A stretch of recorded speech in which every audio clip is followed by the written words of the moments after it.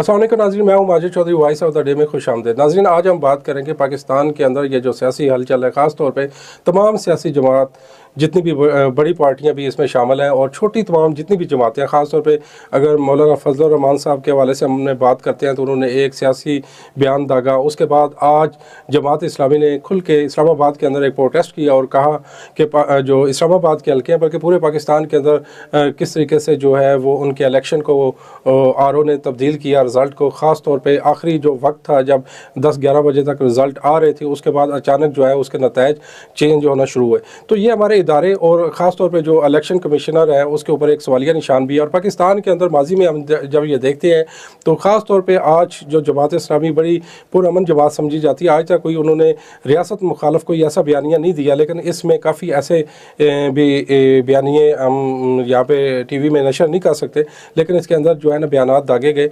लेकिन ये आज सवालिया निशान है उन इदारों के ऊपर, इस नैच के ऊपर इन जमातों को क्यों लेकर आए। आज हमें ये देखना होगा कि पाकिस्तान का जो सियासी ढांचा है, ख़ास तौर पे इस सियासी ढांचे के अंदर तब्दीली की ज़रूरत है और पाकिस्तान में जो रिफॉर्म है वो किस तरीके से बेहतर हो सकता है। और ये जो इलेक्शन अभी 2024 हुआ है, तो इस इलेक्शन के अंदर हम ख़ास तौर पे ये देखते हैं कि हमारा जो है जितना भी पाकिस्तान में छोटी बड़ी जितनी जमातें हैं वो तकरीबन प्रोटेस्ट कर रही है, पाकिस्तान की सड़कों के ऊपर है। और ये कहा जा रहा है कि ये इलेक्शन जो है ना 2024 तकरीबन ऑलमोस्ट सारा जो है ना वो मैनेज किया गया और एक जमात को बल्कि दो जमातों को इसमें बेनिफिट दिया गया। और मौलाना फजलुर रहमान जो कि तकरीबन इदारों के बहुत नज़दीक हैं और तमाम सियासी पार्टियों के साथ जो है वो मिल के चलते हैं, उन्होंने भी ये बाकायदा ऐलान कर दिया कि मैं अपोजिशन में बैठना पसंद करूँगा और ये जो मेरी सीटें थी इसके ऊपर बाकायदा धांधली हुई है। और हमारे इदारों के हवाले से उन्होंने ऐसे इंकशाफात किए कि जो नाज़रीन आपने देखे। तो आज हमारे साथ यहाँ पे स्टूडियो में एक यंग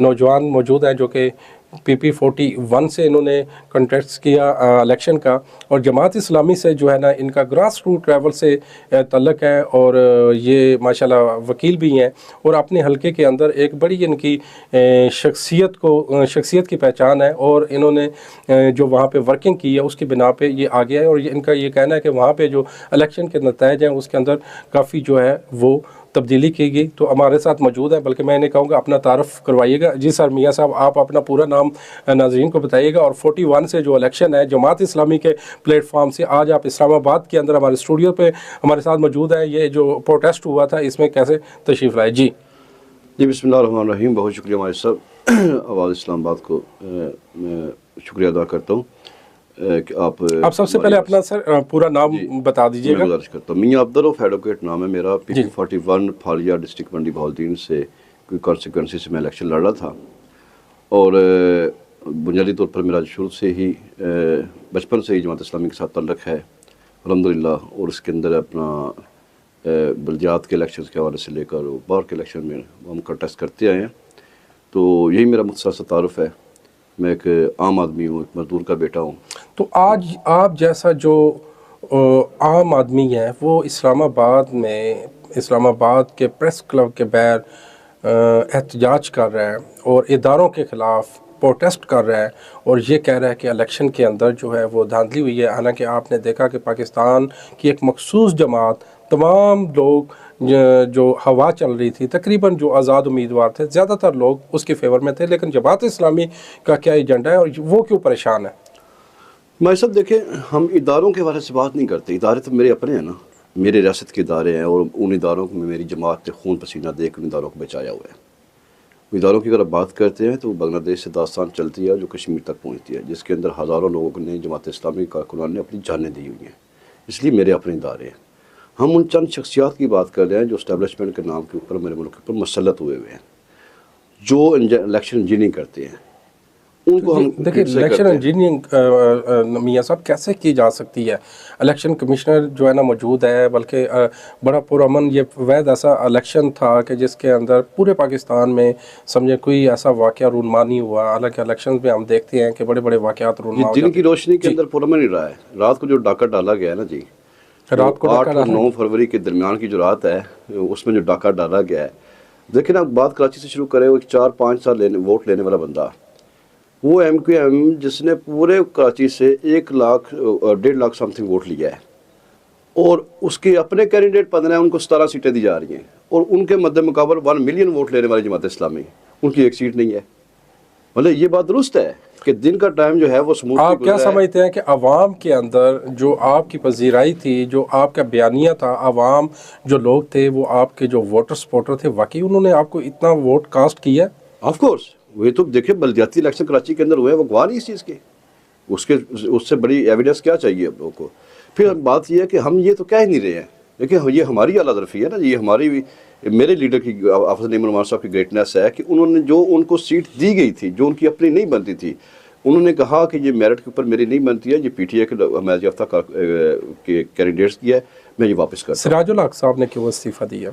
सिराजुल हक साहब ज़ाहिर है जी, ये भी ग्रेटनेस है, ये भी काला दरफी है कि हमारे लीडर जो हैं वो समझते हैं कि उनके मुताबिक शायद वो उतना ज़्यादा परफॉर्म नहीं कर पाए जितनी उनकी रिस्पॉन्सिबिलिटी थी या जितनी उनके तवक्कुआत थी। मियाँ साहब, आप क्या समझते हैं कि पाकिस्तान के अंदर जो आपकी सूबाई सीटें कितनी होनी चाहिए थी और जो नेशनल असम्बली की सीटें हैं वो आप क्या समझते हैं, कहाँ से? थोड़ा सा इसकी डिटेल बताइए। जी, मैं सिर्फ कराची की अगर बात करते हैं, कराची से लेकर बात KPK तक जाती है, तो हमारी approximately 25 crore about national assembly की सीटें और 45 करोड़ अबाउट हमारी प्रोविंशियल असम्बली की सूबाई असम्बली की सीटें बनती हैं। तो वाकई ये इतनी जो आप फिगर बता रहे हैं, क्या बिल्कुल इसमें ये आपके पास फॉर्म 45 अवेलेबल हैं, हम रिकॉर्ड के ऊपर ला चुके हैं, तो उसमें आप तो इदारों के पास भी रुजू कर रहे हैं, एहतजाज भी कर रहे हैं। देखिए एहतजाज भी तो हमारा आईनी हक है, हमारा जी बिल्कुल आईनी हक वो भी इस्तेमाल कर रहे हैं और फोरम को भी हम रुजू कर रहे हैं, और हम इंशाल्लाह हम अपना राइट लेंगे। हम किसी का राइट, किसी का हक आपका बेसिक मुतालबा क्या है? आज का जो हमारा बेसिक मुतालबा ये है कि इलेक्शन के ऊपर डाका डाला गया, इलेक्शन कमीशन बुरी तरह नाकाम हो गया है। तमाम वो इदारे जो इलेक्शन इंजीनियरिंग कर रहे हैं, जिन्होंने ये डाका डाला है, उनको तकर्रर उनका नॉमिनेट करना चाहिए और उनको करार वाकई सजा भी देनी चाहिए, और जो जिसका मैंडेट बनता है, देखिए हमारा जितना मैंडेट बनता है हमें हमारा मैंडेट। मियाँ साहब, हारने वाली जमात यही कहती है कि इलेक्शन का जो है उसके ऊपर डाका डाला गया है, मैंडेट चोरी किया गया है। जितनी भी जमातें पाकिस्तान का ये अलमिया है, जो भी हारने वाली जमात होती है हमेशा यही इल्ज़ाम तराशी करती है। तो आप ये समझते हैं कि इस वक्त सबसे जो बड़ी बात है, तमाम तकरीबन जो छोटी जमातें हैं वो इस वक्त प्रोटेस्ट कर रही हैं कि हमारा इलेक्शन, हमारा मैंडेट चोरी हुआ है। अच्छा, इसमें ना जी एहतजाज छोटी जमातें और बड़ी जमातें सारी कर रही हैं, ये बात दुरुस्त है, लेकिन क्यों, सवाल ये पैदा होता है। आपने कहा कि हमेशा आने वाली जमातें, हम कहते हैं कि हमेशा इंजीनियरिंग की गई है। आपका DGIB जो है ना, वो खुद ऑन रिकॉर्ड मीडिया के ऊपर ये कहता है कि 70 का इलेक्शन जमात इस्लामी इस पाकिस्तान से क्लीन स्वीप कर रही थी। ये मेरी बात नहीं है, आपकी बात नहीं है, ये DGIB की बात है, वो खुद एडमिट कर रहे हैं। उस टाइम इंजीनियरिंग करती थी IB, अब जी वो लोगों के पास एक जॉब चली गई है। अब मैं ये बात कह रहा हूँ कि देखिए कराची जो हमारी सीटें, अनाउंस सीटें, KPK के अंदर अनाउंस सीटें हमारी वापस ले, जो आपके पोलिंग एजेंट वहाँ पे थे, जो फॉर्म 45 की रोशनी में जो इलेक्शन का रिजल्ट आपको दिया गया, क्या आप कहते हैं कि उसके अंदर तजाद है? जी नहीं, वो फॉर्म 45 हमारे अवेलेबल हैं और जहाँ पे कलेक्ट हो रहे हैं, वो कलेक्ट कर रहे हैं, और साथ साथ हम प्रेस कॉन्फ्रेंस कर रहे हैं। वो तमाम कैंडिडेट की प्रेस कॉन्फ्रेंस रिकॉर्ड के ऊपर आ रही हैं, जिन्होंने अपने मुकम्मल फॉर्म 45 साथ आज का जो प्रोटेस्ट था, इसमें बेसिक आप अपना एजेंडा बताइए कि हमारा बेसिक एजेंडा ये है कि जो मैंडेट मेरी आवाम ने मेरी जमात को दिया है, वो हमारा मैंडेट हमें रिटर्न किया जाए। हमारे हक के ऊपर जो डाका डाला गया है वो मेरे हक के ऊपर नहीं है, मेरी जमात के हक के ऊपर नहीं है, मेरी आवाम के हक के ऊपर डाका डाला गया है, जो उनका जेन्युइन। जो हाफिज़ नईम उर रहमान साहब ने वहाँ पे कहा कि ये सीट मेरी नहीं है, ये पाकिस्तान तहरीक इंसाफ का जो आज़ाद उम्मीदवार था उसकी है, क्या वाकई उसके अंदर भी कोई ऐसी सदाकत है? उनकी नहीं है या वो उनका एक कोई गुस्सा था? देखिए गुस्सा नहीं, हम रिएक्ट नहीं करेंगे, मतलब वो ये कौन सा रिएक्शन होता है? ये तो देखिए एक आला दरफी है और एक मॉरल वैल्यू ने सेट किया है कि ये इलेक्शन, इसमें अगरचे उन्होंने कहा 20,000 प्लस वोट मैंने गेन किया है, लेकिन जो जीतने वाला है, जो PTI का हमायत याफ्ता कैंडिडेट है, उसकी सीट जो वोट्स थे वो सबसे उस सीट्स पे ज्यादा थे। दीगर जो सीटें जहाँ पे बिल्कुल आप मियाँ साहब बिल्कुल आप सही कह रहे हैं। नाज़रीन यहाँ पे लेते हैं एक छोटा सा ब्रेक के बाद आपसे मजीद बात करते हैं। नाज़रीन यहाँ पे ब्रेक लेते हैं और ब्रेक के बाद जो है ना वापस इंशाल्लाह इसी टॉपिक के ऊपर फिर बात होगी जी।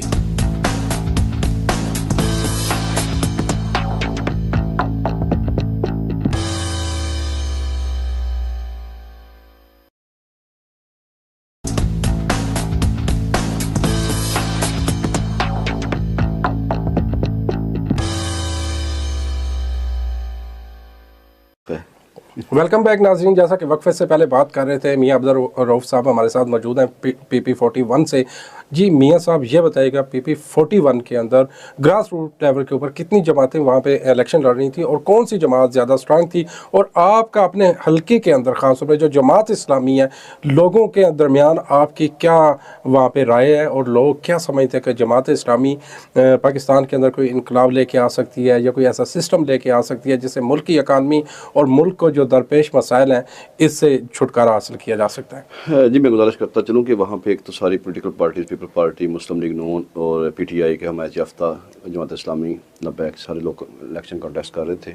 अच्छा इलेक्शन रहा है, पुरअमन रहा है। ये बात ठीक है कि PTI के हमायत याफ्ता जो कैंडिडेट हैं मोहतरमा बासमा रियाज साहिबा, उनको वोट ज़्यादा पड़ा है, वो जंगें जीती हैं। लेकिन हमारा वोट जो है उसके अंदर इन्होंने जीनी की है। फॉर्म 45 के मुताबिक मैं अभी हाफ कलेक्ट कर पाया हूँ, तो उसके मुताबिक भी हमारे जो रिकॉर्डेड शो किया गया वोट, उतना वोट मैंने कर दिए। आपने कितना वोट शो किया, कितना किया? 6000 आपको 6000 आपका वोट शो किया गया, लेकिन आप क्या कहते हैं कि आपका मैं कितना कहता हूँ वोट? कि मेरा 14 से 15,000 कम अज कम वोट मेरा बनता है। 14 से 15,000 आपका जो जेन्युइन वोट अच्छा, था। ऐसा क्यों किया